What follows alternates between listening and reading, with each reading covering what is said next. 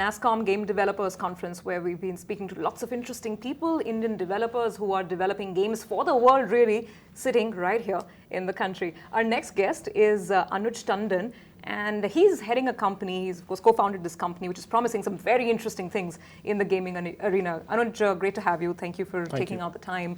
Rolocule, your 3-year journey, as we were just discussing, seems to be an interesting one. You've got the investors backing you. You've got a couple of products already out there in the market. What's happening at your end? So if you look at the mobile gaming landscape globally, it's in a sort of a nuclear winter.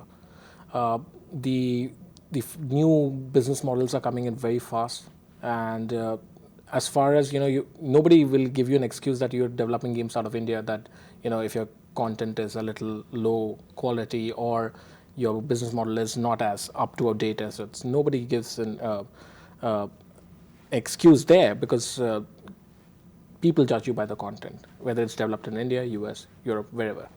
So when I say it's sort of in a nuclear winter, the mobile install rates, the CPI rates have gone through the roof. That is the install rates for mobile games, for free games. And discovery is a problem. Game discovery is a huge problem on the App Store market. People are creating a lot of content, but people are finding difficult to search good content. It's only the top 10 games that are being found, or the platform featured games are being found. So when we started off, we wanted to be a little different when we thought about RoloMotion, that is the tech that converts your phone into a motion gaming console, sort of. So when we started out with that, we thought, let's do something very different in this space. And we went, and our tech team worked on it, and we created a prototype, demoed it to Apple, and we were called to Cupertino by Apple, and we demoed the tech there itself. And how long ago was this? This was around 6 months back. How did you manage to break in? Because that's what a lot of game developers say, that, how is it that you managed to show your IP or show your great idea, and if you're discovered by the Apple team, then you've pretty much made it. So how did you break in? I think what's more important is being innovative from the onset. When you think of an idea, your phones these days, all the smartphones have all these sensors, the accelerometer, the gyroscope, and when you have an Apple TV, they have all these sort of placeholders there to create what we thought was an idea. All the things were there. It was just putting 2 + 2 and working out the obvious. And but it was not really that. We had to work a lot of algorithms, and huge technical things had to be done. When we did that, we thought, without the platform backing us, anyways, we're targeting a small market. Without the platform backing us, this idea might not be that great revenue-wise. So, we made it a point, let's create a video, let's showcase to whoever, and we kind of worked out contacts through whatever people we knew, friends, family, investors, and gave it a try, and one hit the target, and we were called to Cupertino the next week, and we flew and showcased the thing. They loved it. And since then, we've been in constant touch. And this game, this is motion tennis, right? This was launched a couple of months ago? It was launched on June 27th, during Wimbledon. Now, how has been the response, and where does it take you from here? Well, one thing is launching a product. We launched this beta invites in April, and immediately it got picked up by the international tech media. They picked it up. They wrote about, this incredible tech is happening. Do you want to be a part of the beta program? We were expecting around a couple of hundred beta invites. We got more than 7,000 beta invites in 1 week. That was the first test. What is the consumer level interest happening? It was huge.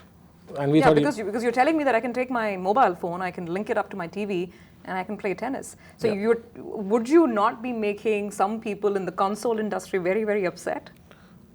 Well, I think the console experience is a totally different experience. We are console gamers ourselves first. I mean, we were not born mobile gamers. We loved the console. When we started as a company, we wanted to be console developers, but at that time, this landscape was shifting, and it's not easy being a one-man or two-man show and create a console game. So that's why we chose mobile. But I think what we are trying to do is very slowly we are seeing that there is going to be a lot of convergence in mobile or your smart devices and your television. There's going to be a lot of content that is going to be played between the two, because those two will be your primary mode of screens that you will have in your lives. And we think that we will not need to buy a specific hardware to enjoy casual motion gaming. I'm not saying very specific hardcore gaming. I'm saying casual motion gaming people will not require the need to buy any hardware in the future.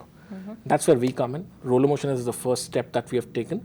The technology has improved huge since we launched motion tennis, and the next games that are in pipeline, we can do many things than just playing tennis. You can track 2D movements, 3D movements. There's huge things that are going on. So yeah. So do you plan on being in primarily the sports genre, because you've done badminton, you've done tennis, and since this is you have an IP on this technology, right? Yes. Roller motion. Yes. So will it continue to be in the sports game arena? No. So we are diversifying now.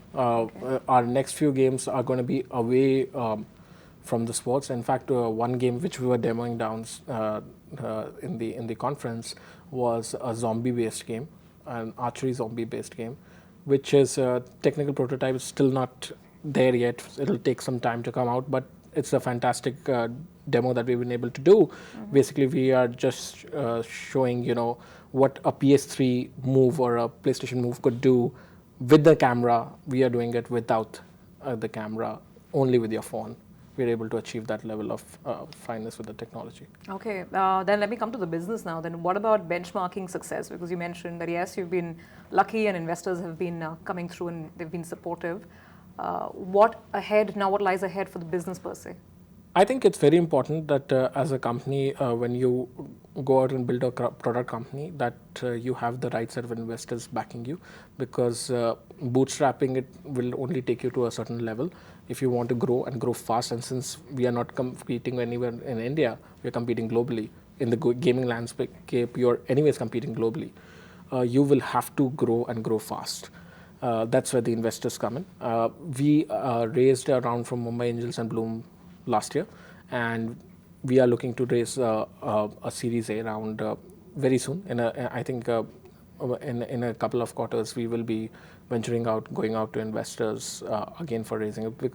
Before that, what we want to do is we want to create a portfolio of games using the mobile plus television market to show that it works. Basically. Sure. And what about sort of break evens and things like targets and revenues? In a year, when we started out in the last 3 years, 2 years, we've been cash flow positive. Last year, since we got the investors, we were not cash flow positive last year. The reason for that is we want to grow our team very rapidly, and I think by this year, and we should again turn cash flow positive. Okay, brilliant. Just in terms of what excites you personally, and you've been a Pune boy, right? And that's where the studio is also based. Oh, actually, I've been an Indian boy. Dad's in the army, so I moved from one place to the other. Okay.